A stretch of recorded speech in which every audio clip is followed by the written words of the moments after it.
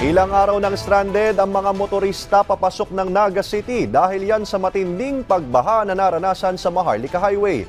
Si Rod Lagusad ng PTV para sa Balitang Pambansa.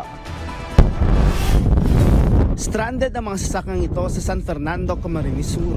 Hindi sila makatawid dahil sa mataas at malakas na agos ng baha na dulot ng bagyong Christine. Kaya maraming pasahero ang stranded. Pero ang ilan sinusuong ang baha. Sinamantala naman ng iba ang pagkakataon na makisabay sa mga truck para lang makatawid. Tulad ni John Michael na nakatawid mula sa lugar ng mga stranded na pasahero sa bayan. Galing pa sila ng Zambales ng kanyang mga kasama at papunta sana ng Naga City.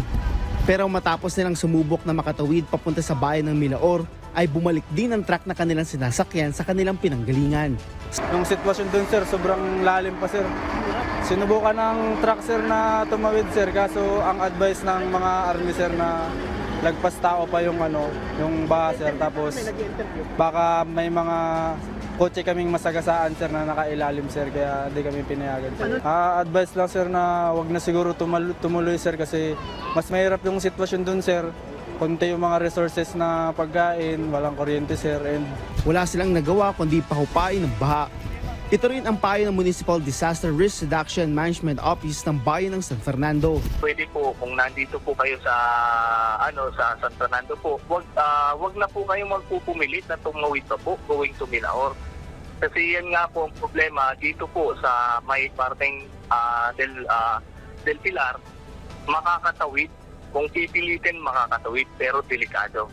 Tinalang at may libreng pagkain na ibinibigay ang LGU para makakain ng mga stranded. Dahil hindi pa rin makadaan at mahaba na ang pila ng mga sasakyan sa kabaan ng Maharlika Highway. Samantala, dahil pa rin sa baha sa bayan, kasama ang bahay ni Tatay Jory na binaha.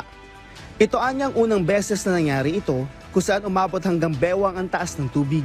Ay, sobra po napakabilis. Nagising ako ng hating gabi, mga 12:30. Yung sa side namin, ganito pa lang. Noong mga alaong na, biglang umangat yung tubig. Sana kung may dumating na tulong, mas kailangan namin dito tubig. Yun talaga yung kailangan namin. May natira pa naman kaming kaunti dyan ng tubig. I-reserve na naman namin yun sa maliliit, sa dalawa namin. Hiling ng mga residente sa lugar ay may dumating na tulong tulad ng tubig dahil hindi sila makatawid. Mula sa People's Television Network, Rod Lagusad para sa Balitang Pambansa.